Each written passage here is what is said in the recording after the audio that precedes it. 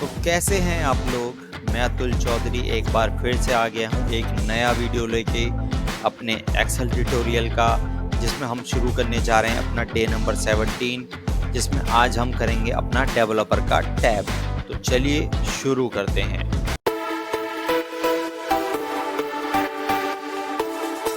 आ चुका हूँ मैं अपनी स्क्रीन पर, डे नंबर 17 है। तो सबसे पहला ऑप्शन आपको जो दिख रहा है यहाँ पर, वो है डेवलपर के टैब के अंदर विजुअल बेसिक। इससे पहले मैं दो चीज़ आपको समझा देता हूँ कि सबसे पहले डेवलपर का टैब अगर आपके सिस्टम में शो नहीं हो रहा है तो आपको यहाँ पर जाना है फाइल के ऑप्शन पे। यहाँ पर मोर में अदर ऑप्शंस में जाके आपको कस्टमाइज रिबन पे क्लिक करना है और यहाँ पर डेवलपर के टैब पे क्लिक करके ओके करना है। जैसे आप ओके करेंगे आपका टैब यहाँ पे शो होने लगेगा।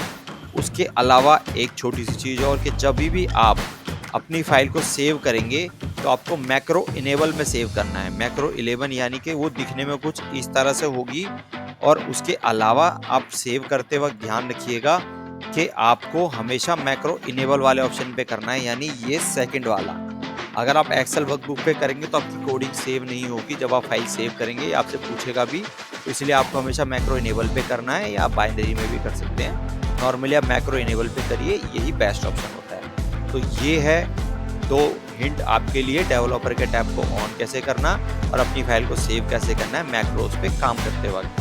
तो मैक्रोज होते क्या है? मैक्रोज और वीबीए यानी विजुअल बेसिक एप्लीकेशंस, यानी जो हमारा कोडिंग का काम होता है। एक्सेल में जो भी सारी कोडिंग होती है वो वीबीए के अंदर होती है, जिसके लिए आपको विजुअल बेसिक का टैब खोलना पड़ता है, जो कि इस तरह से ओपन होता है। चाहे तो आप विजुअल बेसिक के टैब पे क्लिक करके ओपन कर सकते हैं, चाहे तो आप ऑल्ट के साथ F11 प्रेस करिए तो भी ये ओपन हो जाएगा। नहीं तो आप यहाँ से नीचे जाके अपनी शीट के नेम पे राइट क्लिक करिए और व्यू कोड पे क्लिक कर दीजिए, तो ये फिर से एक बार और ओपन हो जाएगा। तो आप जितनी तरीके से ओपन करना चाहते हैं, 3 तरीके हैं, आप यहाँ से इसको इजीली ओपन कर सकते हैं। कोडिंग करते कैसे हैं इसके हम प्रॉपर एक अपनी एक्सेल के ट्यूटोरियल बनाएंगे, जिसमें मैं आपको वीबीए की कोडिंग करना सिखाऊंगा प्रॉपर वीबीए ट्यूटोरियल में। तो अभी के लिए हम उस चीज़ को छोड़ देते हैं, अभी बस समझते हैं कि हमारे डेवलपर टैब का क्या काम होता है। तो डेवलपर टैब में सबसे पहला ऑप्शन विजुअल बेसिक, जो मैंने आपको बता दिया, जो आता है कोड के अंदर। कोड के बाद हमारा आता है एड-ऑन्स का ऑप्शन, उसके बाद कंट्रोल्स और उसके बाद XML का ऑप्शन। तो उसके बाद अब यहाँ पर सबसे पहला ऑप्शन के बाद दूसरा जो ऑप्शन है वो है मैक्रोज। मैक्रोज यानी कि जो भी आपने मैक्रोज बनाए, यानी जो भी काम आपने रिकॉर्ड किया। मैंने आपको लास्ट वीडियो में सिखाया था कि कैसे आप मैक्रोज रिकॉर्ड करते हैं। अगर आपने नहीं देखा है तो मैं आई बटन पे जाके आपको वीडियो का लिंक लगा दूंगा, वहाँ से आप देख सकते हैं। बाकी मैं यहाँ पर भी एक ऑप्शन आता है रिकॉर्डिंग का, मैं यहाँ से भी आपको वो चीज़ बता देता हूँ। तो रिकॉर्ड मैक्रो जो भी आप करेंगे सारे आपको मैक्रोज के ऑप्शन में दिखने वाले हैं वो। तो पहला हम एक मैक्रो रिकॉर्ड कर लेते हैं। मैं यहाँ मैक्रो पे गया, मैंने यहाँ पर ओके पे क्लिक किया। जैसे ही मैंने ओके पे क्लिक किया मेरे रिकॉर्डिंग स्टार्ट हो गई। स्टॉप करने का ऑप्शन दिखा रहा है मुझे। तो अब मैं यहाँ पर जो भी चीज़ लिखूँगा उसको वो वापस एक्टिव पूरी राउंड कर लेगा। मैंने यहाँ पे क्लिक किया, अब मैं यहाँ पर स्टॉप रिकॉर्डिंग कर देता हूँ। तो अब ये जो नाम मैंने लिखा है, मेरे को कभी भी कहीं भी लिखना है अपनी कोडिंग के थ्रू, तो मैं मैक्रोस पे जाऊँगा और मैं रन कर दूँगा कोड। तो देखिए उसने मेरे को नाम लिख के दे दिया, वही नाम उसने मुझे लिख के दे दिया। तो ये होती है आपकी मैक्रो रिकॉर्ड। मैक्रो रिकॉर्ड में भी 2 तरीके के होते हैं। पहला आपका नॉर्मल मैक्रो और दूसरा होता है आपका use related reference. Related reference वही चीज़ होती है जो आप नॉर्मली करते क्या है कि आपकी यहाँ पर मैं एक सम का फॉर्मूला लगाता हूँ यहाँ पे, जो एक्सेल में यूज़ होता है, और मैंने यहाँ पर इसकी रेंज को यहाँ पे सेलेक्ट कर दिया। अब मैं यहाँ पर 1 2 3 मैंने लिख दिया और उसके बाद मैंने इसको नीचे की तरफ ड्रैग किया फॉर्मूले को। तो अब देखो कि रेफरेंस भी चेंज होता जा रहा है, क्योंकि पहले रेफरेंस था जो था K1 से लेके M1, लेकिन जैसे मैंने फॉर्मूला नीचे किया K2 से M2 हो गया, K3 से M3 हो गया। तो रिलेटेड रेफरेंस जो है वो चेंज होता जा रहा है। तो सेम चीज़ रिलेटेड रेफरेंस यहाँ पे भी होती है कि अगर आप रिलेटेड रेफरेंस पे क्लिक करेंगे और उसके बाद अपने मैक्रो को रिकॉर्ड करेंगे तो आपका मैक्रो स्टैटिक हो जाएगा। फिर आप जहाँ भी अपना कर्सर रखेंगे और उसके बाद उसको रन करेंगे तो वो वहाँ से रन होना शुरू होगा। जैसे कि मैंने यहाँ पर रिलेटेड रेफरेंस के लिए मैंने यहाँ पे क्लिक किया, रिकॉर्ड मैक्रो पे क्लिक किया, ओके। यहाँ पर जाके मैंने इस पे क्लिक किया, उसके बाद मैंने इसको डेवलपर पे जाके स्टॉप किया और अब मैंने इसको यहाँ से डिलीट कर दिया। अब मैंने अपना कर्सर यहाँ रखा, मैक्रो पे गया, 6 नंबर मैक्रो को रन करा। देखिए उसने वहीं पे रन किया जहाँ पर मेरा एक्चुअली कर्सर था।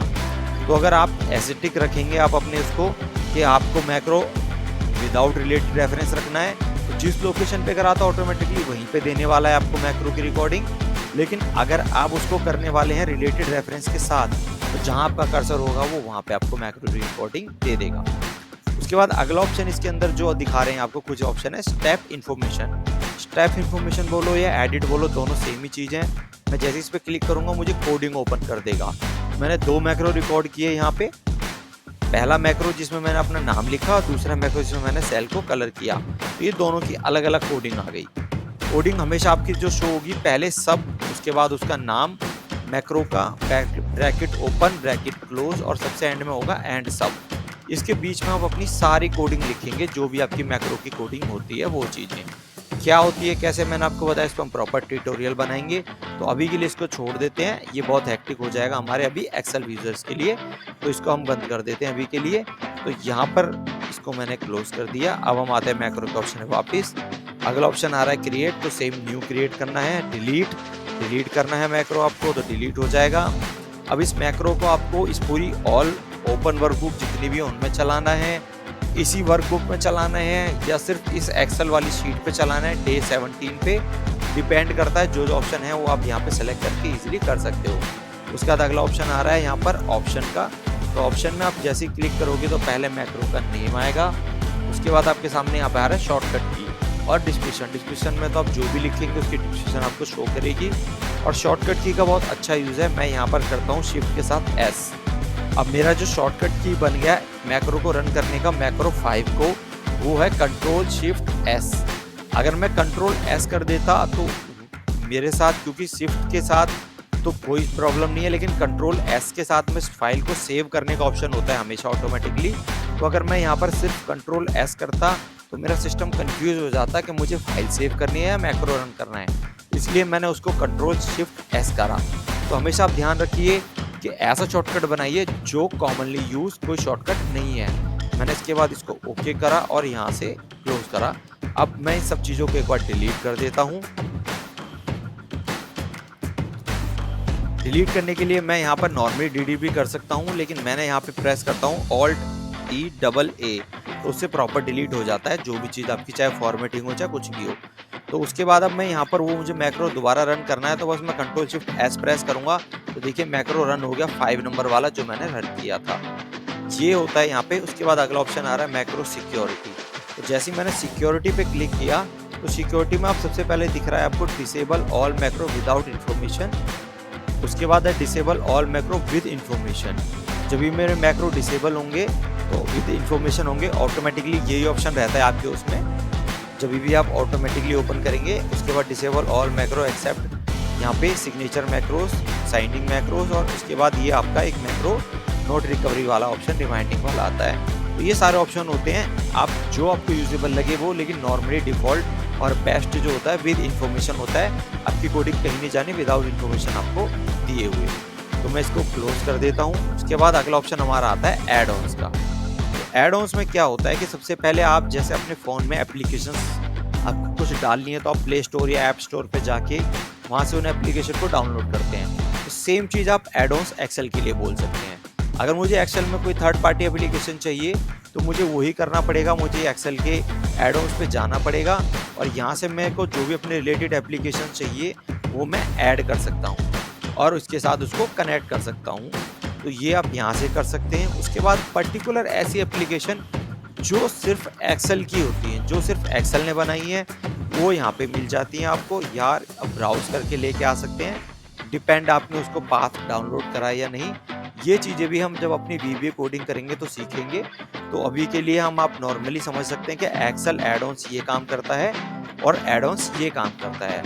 और कॉमन एड ऑन्स का जो ऑप्शन होता है जो आपने कोई थर्ड पार्टी ऐप के थ्रू विदाउट डाउनलोड किए हुए हैं, जैसे मैंने अपने उसमें पावर पीवर्ड इंस्टॉल किया हुआ है ऑलरेडी, या मैं इसके अंदर VBA इंस्टॉल कर देता हूँ तो वो मेरे को यहाँ पर दिखाएगा कॉमन एड ऑन्स के अंदर, जो कि माइक्रोसॉफ्ट के एड ऑन्स हैं, क्योंकि जो मैंने एक्सेल के थ्रू ही करे हैं।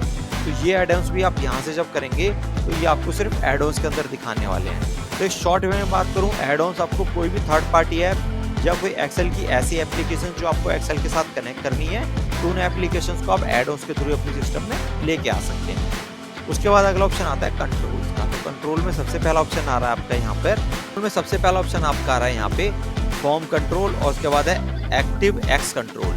तो ये क्या होते हैं, ये बटन्स टाइप आप कह सकते हो, या जब आप रिपोर्ट बनाते हैं तो आप कनेक्टेड एप्लीकेशंस के साथ इनको कनेक्ट करते हैं। जैसे कि मेरा पहला ऑप्शन यहाँ पे जो दिखा रहा है बटन है, दूसरा ऑप्शन जो मेरे सामने आ रहा है कॉम्बो बटन है, उसके बाद मेरे यहाँ पर जो आ रहा है ये चेक बॉक्स है। जब भी मुझे अपने इसमें चेक बॉक्स लगाना होगा एक्सेल में, तो मैं यहीं से चेक बॉक्स लेके आऊँगा और यहाँ से मैं चेक बॉक्स को लगा सकता हूँ, उसकी फिटिंग करके यहाँ से एडिटिंग करके मेरे को जो भी है। अब मेरा चेक बॉक्स लग गया, मैं यहाँ पे क्लिक करूँगा तो देखिए check box as it is work करेगा।